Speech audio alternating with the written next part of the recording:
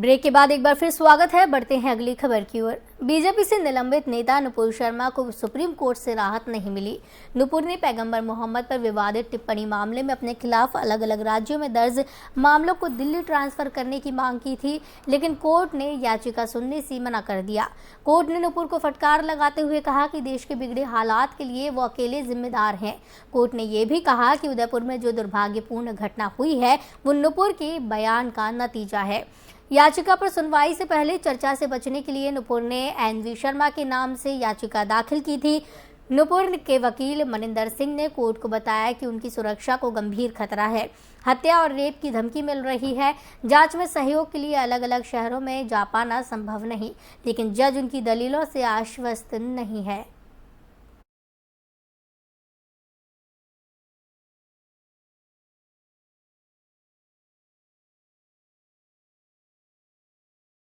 महाराष्ट्र के पूर्व मुख्यमंत्री और शिवसेना चीफ उद्धव ठाकरे इस्तीफा देने के बाद पहली बार मीडिया के सामने आए हैं। इस दौरान उद्धव ने प्रेस कॉन्फ्रेंस करते हुए कहा कि ये जो कहा जा रहा है कि सीएम शिवसेना का है वो गलत है। शिंदे शिवसेना के सीएम नहीं है।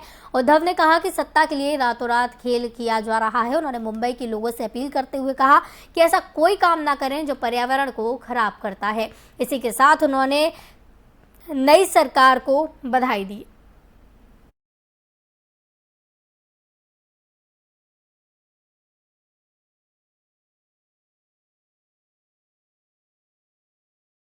अग्निपथ भर्ती योजना के विरोध के दौरान जौनपुर में सरकारी संपत्ति को नुकसान पहुंचाने वालों से जिला प्रशासन अब वसूली की प्रक्रिया शुरू कर रहा है।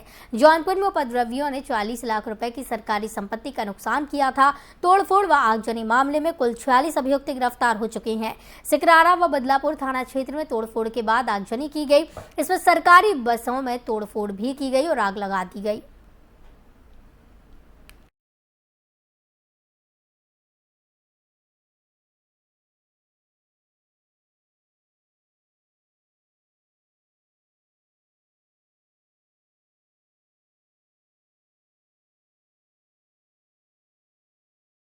शिवसेना की उद्धव ठाकरे के नेतृत्व वाली महाराष्ट्र सरकार के साथ टकराव में रही कंगना रनौत ने महाराष्ट्र के नए मुख्यमंत्री एकनाथ शिंदे को बधाई दी है।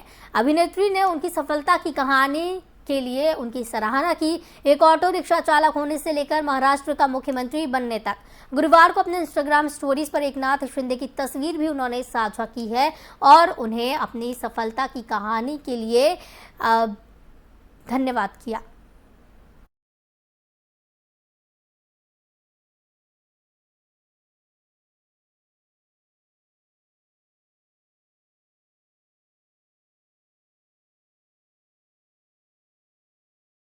जम्मू कश्मीर के अतिरिक्त पुलिस महानिदेशक मुकेश सिंह ने अमरनाथ यात्रा के मद्देनजर जम्मू श्रीनगर राष्ट्रीय राजमार्ग पर की गई सुरक्षा व्यवस्था की आज समीक्षा की।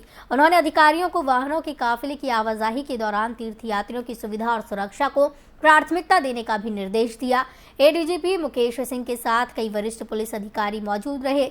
एडीजीपी जम्मू से रवाना हुए तीर्थयात्रियों के एक काफिले के साथ रामबन जिले के बनिहाल तक भी गए। एडीजीपी ने लंगर स्थानों पर तीर्थयात्रियों और नागरिक प्रशासन के प्रतिनिधियों के साथ बातचीत की। इन सभी लोगों ने यात्रा के लिए की गई सुरक्षा व्यवस्था और सुविधाओं पर संतोष जताया।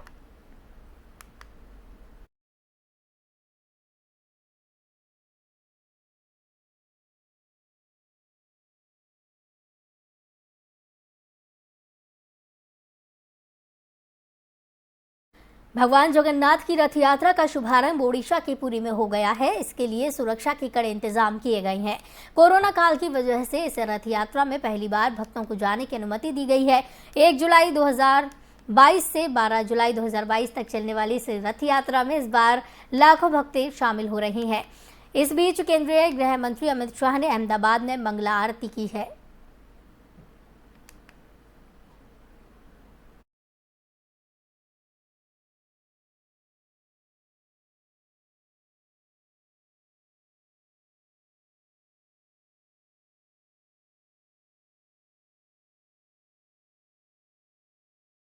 शिवसेना के बागी नेता एकनाथ शिंदे के महाराष्ट्र का मुख्यमंत्री बनाए जाने के एक दिन बाद संजय राउत ने बीजेपी पर बड़ा हमला बोला।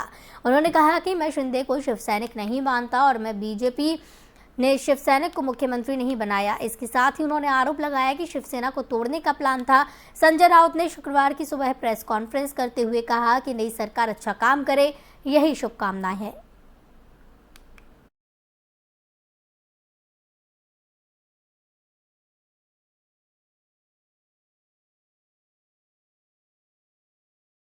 देश में आज जो एलपीजी सिलेंडर इस्तेमाल करने वालों को बड़ी खुशखबरी मिली है और इनके दाम में कटौती की गई है।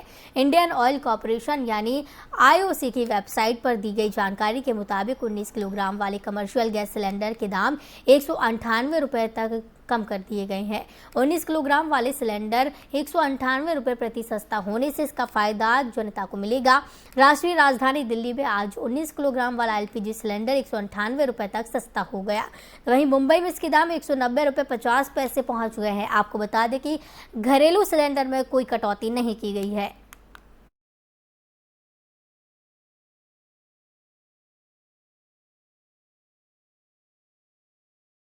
पर्यावरण पर प्लास्टिक के बढ़ते दुष्प्रभाव पर अंकुश लगाने के लिए सरकार ने आज से देश भर में सिंगल यूज प्लास्टिक पर प्रतिबंध लगा दिया है। सरकार के इस फैसले के बाद अब प्लास्टिक से बनी कई चीज़ों की बिक्री बंद हो जाएगी।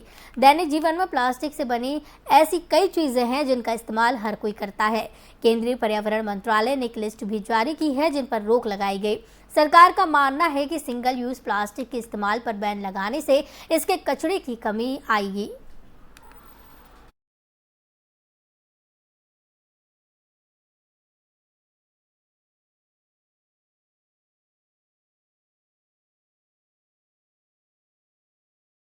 इस बुलेटिन में फिलहाल इतना ही। मुझे दीजिए इजाजत। नमस्कार।